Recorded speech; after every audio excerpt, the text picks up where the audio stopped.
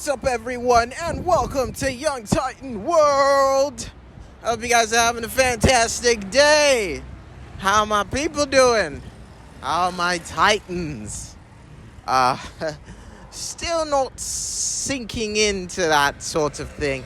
I mean, yes, I do understand that everyone should get a nickname for themselves. But I know it's kind of exhausting for me to name you all.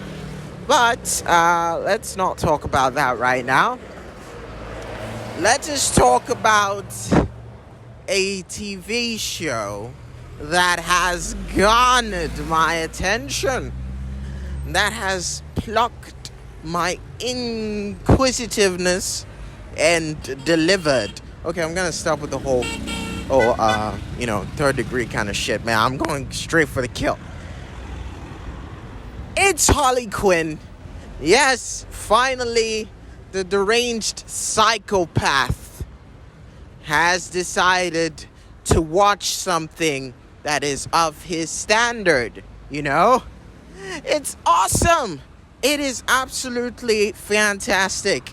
If you haven't watched Harley Quinn, I suggest that you take some time out of your busy schedule and jump right in on that action, because it's got loads of fun. I mean, yes, there's gore, but let's face it, it's a cartoon. There's only so much they can do in terms of that.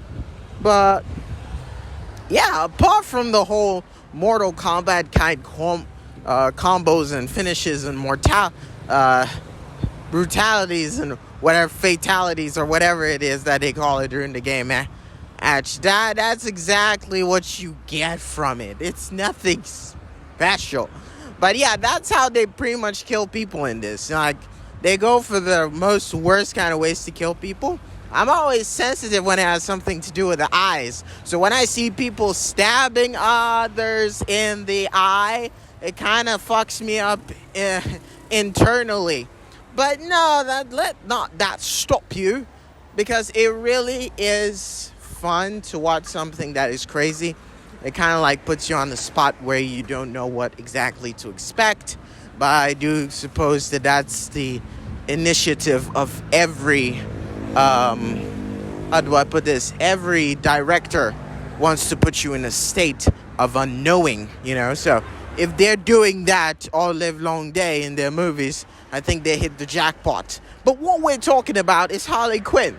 Now, if you do not know Harley Quinn, chances are you just got out from under a rock and none of this makes sense to you. But let's just try and do this for the babies, okay? So Harley Quinn is the bitch of Joker. She tries to make her strides on her own because she doesn't want to be under his shadow.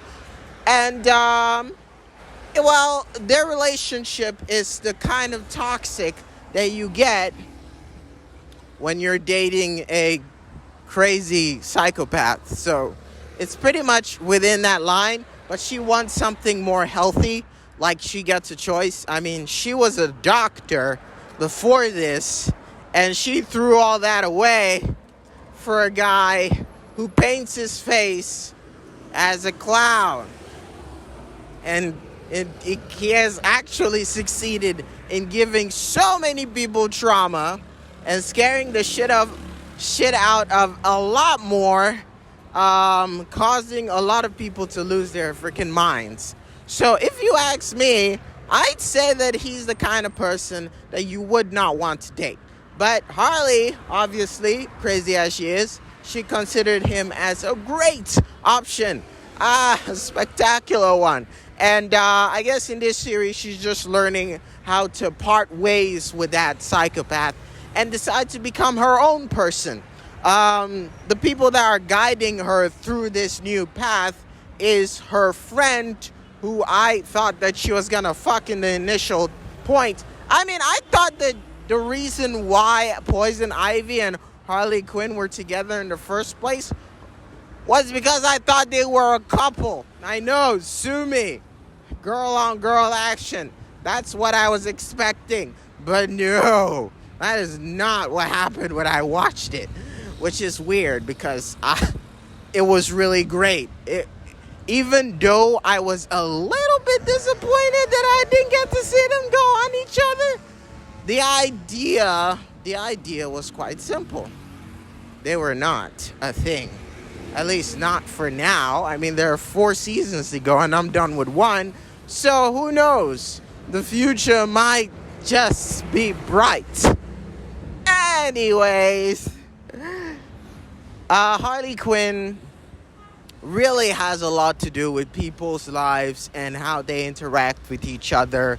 You know, sometimes you have that one-time thing and you want to forget about them. You also have that very toxic relationship that is ruining your life and turning you into a crazy person, probably even crazier than Joker, but not exactly.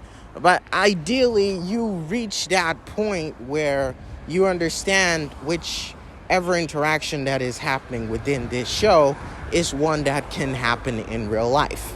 Some of us try so hard to cut away from the past and try and chart a new future, but it just keeps coming back to haunt us. We still keep having people who are no longer supposed to have a hold in our lives just swooping back in and destroying all the progress that we've made and making us lose the friends that we love the most. So I would say that Harley Quinn is in the exact same situation that a lot of us find ourselves in. You know, the part where you're trying to cut ties with the person that you had so much faith in, or in the person that you loved so much, and so you were blinded to all the chaos and all the hurt that they cost you. I would say Harley Quinn is one of the best renditions that I've seen. You know, it's like one of those characters that you thought was going to be a douchebag and turned out to be one of the most wholesome characters that you've ever met. And I don't know, man, between her and Bats, I'd even go for her over Bats, because not only was she chasing after the worst person in the world, she believed he was better. And so she blinded herself to a lot of things that were not even to her benefit. You know, that's just wrong and sad and just terrible. I would say that so far, even though I've just watched the first season, I love it. I love it. The humor is good. It's great. It's the kind that could get you repeating all over and over again, which is exactly what I was doing during the time watching it. There were so many scenes where you would just want to go back, get a double take, and it's even funnier when you watch it that way. So yeah, I really did enjoy Harley Quinn. It was just nuts. It was psycho. I loved it. I really, really did love it. And I hope you guys can check it out too. I just watched season 1. So currently we've got the state where they blew up Joker's tower. And we've got ourselves a very great ending where Batman's missing. Crime is going crazy in Gotham. Gotham is officially not a part of America, and I wouldn't blame them. I mean, they've got the Bat jurisdiction hanging over their heads, so of course they wouldn't be under the American government anymore.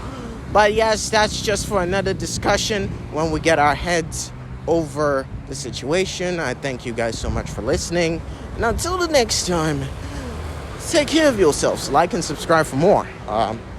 Subscribing, keeps me fed and I can talk. So, we gotta have that, don't we? So take care of yourselves, and until next time, Young Time now. Thanks for listening.